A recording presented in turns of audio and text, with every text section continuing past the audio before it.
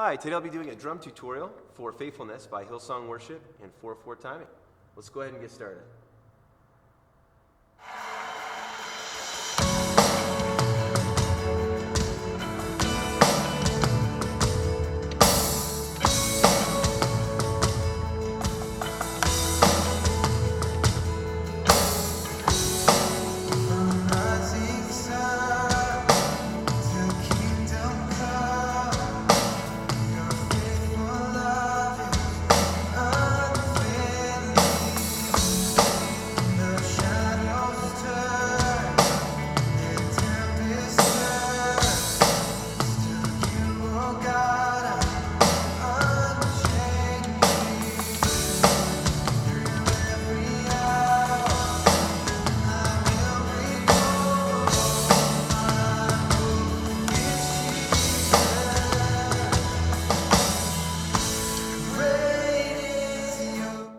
So that intro, and I'll count it in 16th notes so that you can hear a little bit more of what I'm doing. It goes 1E and a 2E and a 3 and a 4E and a 1E and a 2E and a 3 and a 4E and a 1E and a 2E and a 3 and a 4E and a 1E and a 2E and a 3 and a 4E and a... So it helps a lot to count it in 16th notes just to make sure that you're hitting every little note in there. Usually in worship drumming, you're not going to encounter a lot more than 16th notes, and in my opinion, it's actually better if you keep it simpler, and 16th notes helps you to do that. So that's what I recommend, counting in 16th notes and playing that intro like that. You'll also notice that I'm hitting it with the left hand on the snare, and then I'm bringing it up so I can set for this one as well. So.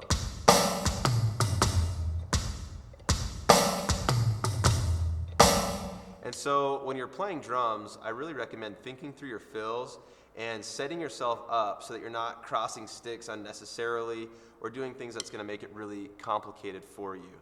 So that's something that I do that helps me to keep it simple. This first chorus is just all, there's no drums in this first chorus, so I'm going to skip ahead just a little bit here, and then we're going to go back into the song.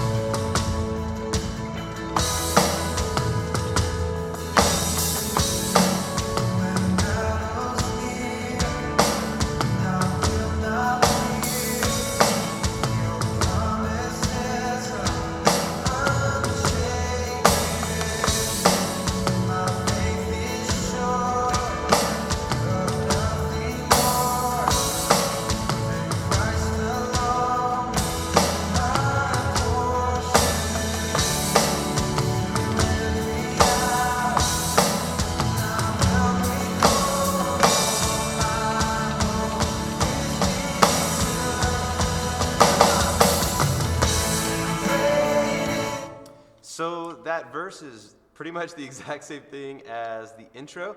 The only thing is that when it comes back in, you're going to keep the 4/4 on the floor all the way through that verse.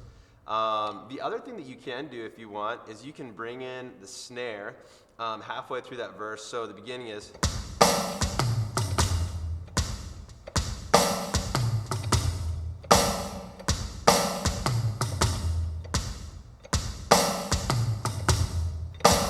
And then right here, bring in the snare more than before.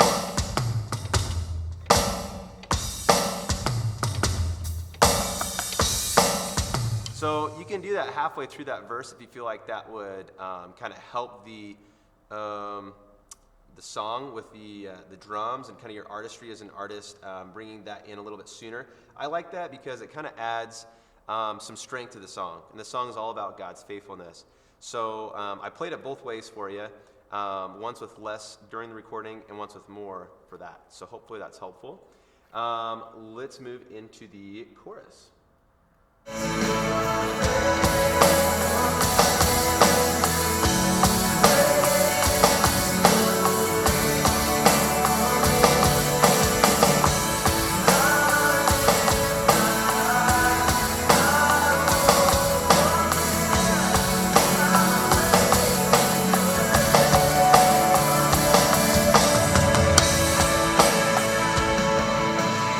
that chorus is open hi-hat, and here's the kick pattern that I'm playing for that. It kind of changes a little bit. So it goes.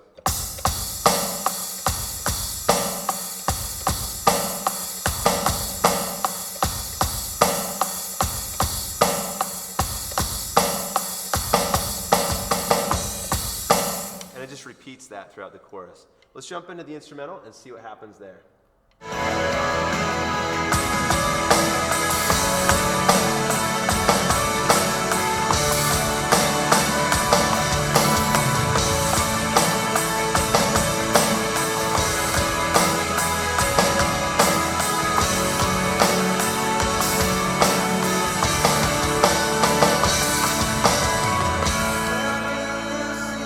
So that instrumental is the same kick pattern as the chorus, and I just switch over to ride. I think that sounds really nice for this. You could go to crashes, but I like to save the crashes for the very end of the song because I think that kind of keeps the dynamic from building too soon, and then at the end it just really kind of blows you away because it's so huge at the end. So I like to save my crash cymbals for the very end of the song. Let's go ahead and continue and hear what happens in this bridge here. There's no drums at the beginning, so just hang tight and then we'll come in. For joy and weeping in everything, our God is faithful. His arms are open. I will come running now and always. Our God is faithful. There'll be a season for joy and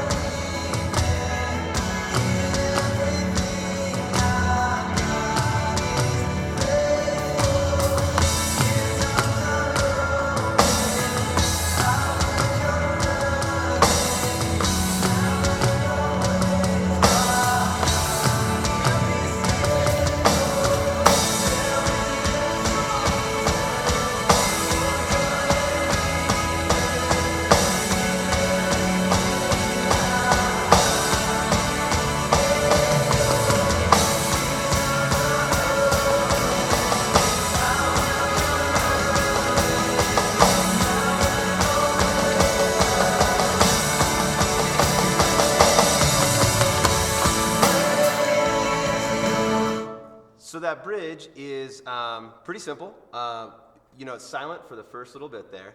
And then when it comes in, you bring the bass drum in on those quarter notes. And what I'm doing is I'm playing the toms in a flam pattern on the right, well, with both hands technically. So it goes, let me run it back a little bit and I'll kind of see if I can find this here for you.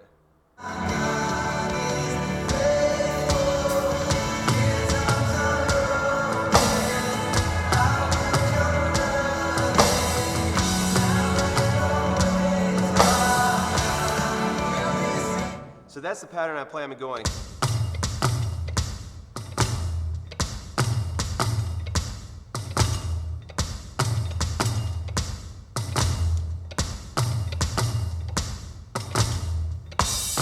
And then I bring in the snare.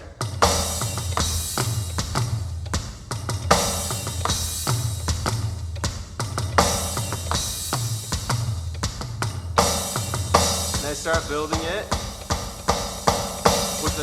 with the snare drum and the bass drum, and then I crash on the downbeat. And then I start bringing the snare in a little bit more.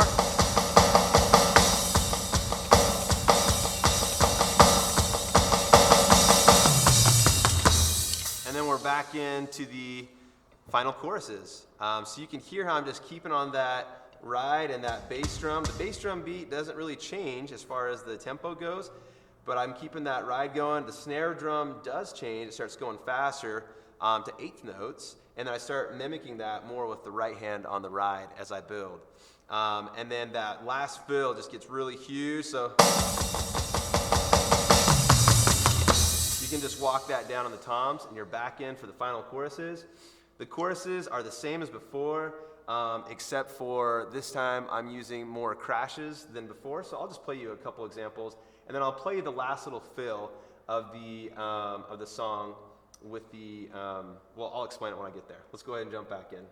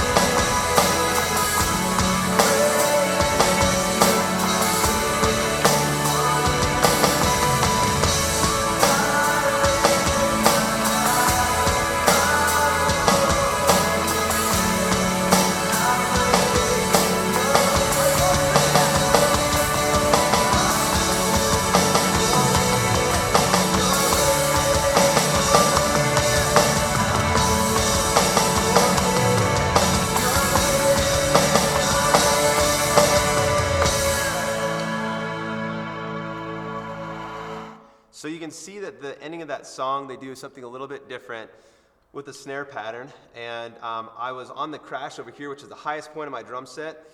You can go there for the second chorus, or you can save that for the outro. I kind of like jump into it for the second chorus, and it just keeps things nice and high and elevated in the song. So that last beat, basically all I'm doing is I'm hitting some doubles on the snare, and let me just run it back just a second and show you what I'm doing, and then I'll just tell you exactly how I'm playing that.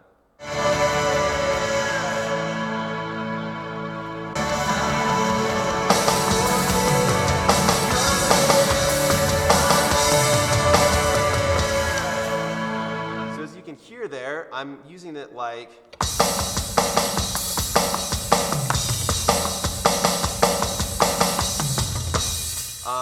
let me play that one more time. I can use the right over here.